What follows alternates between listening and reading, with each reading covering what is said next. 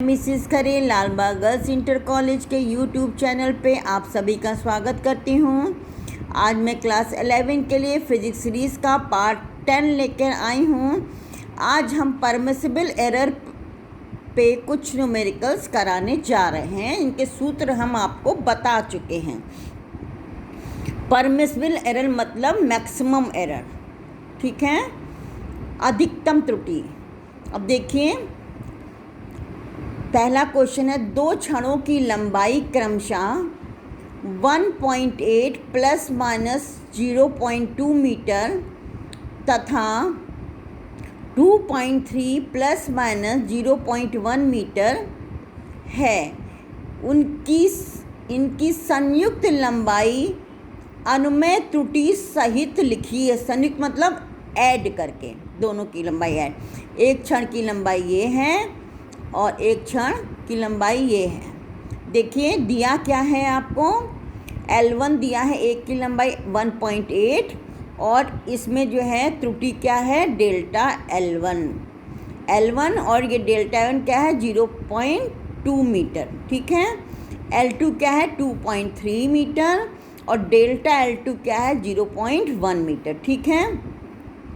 अब इनकी संयुक्त लंबाई ने एडिशन कर दिया है, L बराबर L1 प्लस L2, तो 1.8 प्लस 2.3 ये 4.1 आ गया, है ना।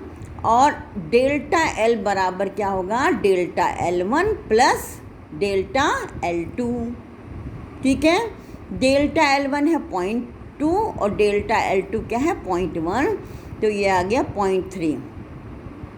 अब संयुक्त लंबाई त्रुटि सहित क्या होगी, L तो हो गया 4.1 है संयुक्त लंबाई और डेल्टा L क्या हो गया 0.3, तो प्लस माइनस आप अब ये संयुक्त लंबाई जो है अनुमेय त्रुटि सहित क्या होगा 0.1 प्लस माइनस 0.3 मीटर।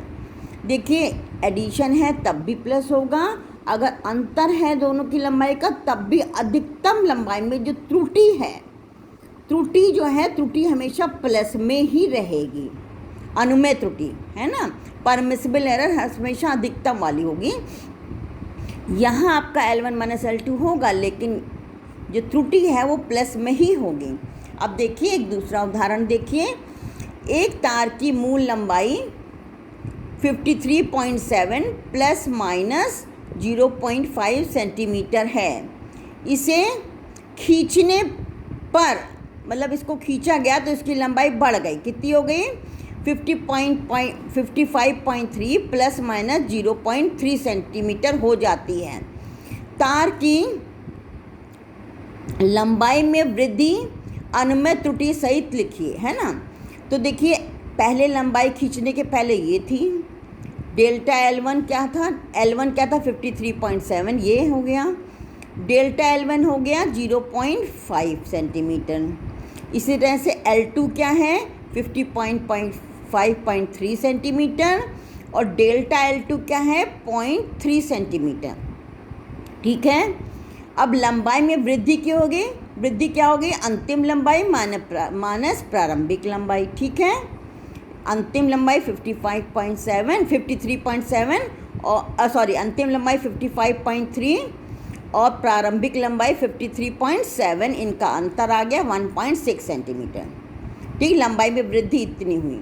अब डेल्टा L क्या हो जाएगा, ये दोनों इस जब डेल्टा L ये आपकी जो अनुमेय त्रुटि, ये क्या है, अनुमेय त्रुटि है ना, अनुमेय त्रुटि डेल्टा, तो ये delta L2 plus delta L1, ये आपका L1 होगा, L1, ठीक है, ये L1 हो जाएगा।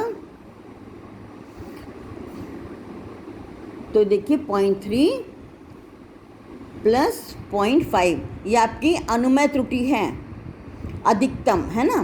तो लंबाई में वृद्धि में त्रुटि, लंबाई में वृद्धि कितनी हुई 1.6 की और त्रुटि कितनी आई, ये 0.8 की। ये त्रुटि जो है अनुमेय त्रुटि हमेशा अधिकतम ही रहेगी, इसमें माइनस नहीं लिखेंगे, यहाँ प्लस ही लिखेंगे, ठीक है। नेक्स्ट क्वेश्चन,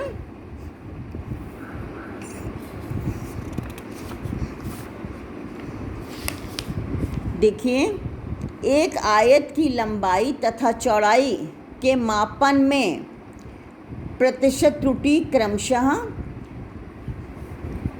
3% और 2% है।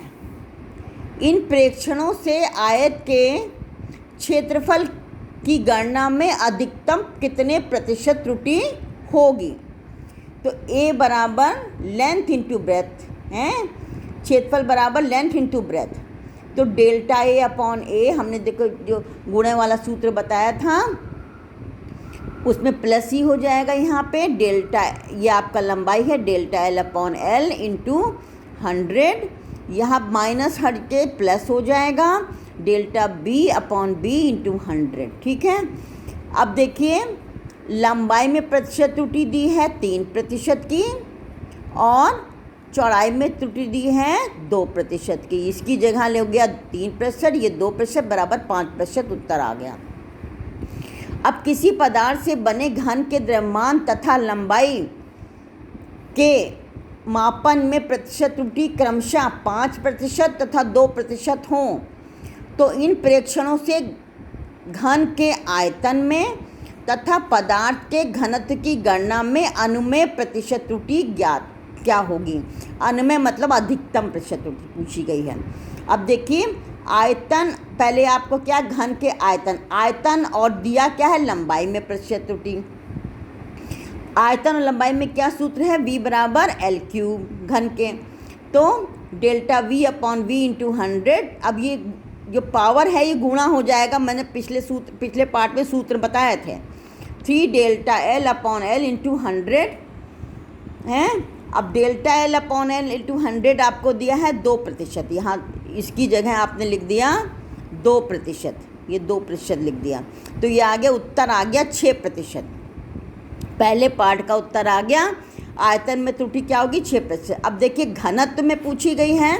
घनत्व द्रव्यमान और आयतन में क्या संबंध है, घनत्व बराबर द्रव्यमान बटे आयतन, M for mass, V for volume, D for density. अब delta D upon D into 100 maximum लिख दिया इसीलिए हमने, तो ये delta M upon M into 100। अब अधिकतम है तो ये माइनस की, फिर ये प्लस हो जाएगा। ठीक है, ये फिर प्लस हो जाएगा, delta V upon V into 100।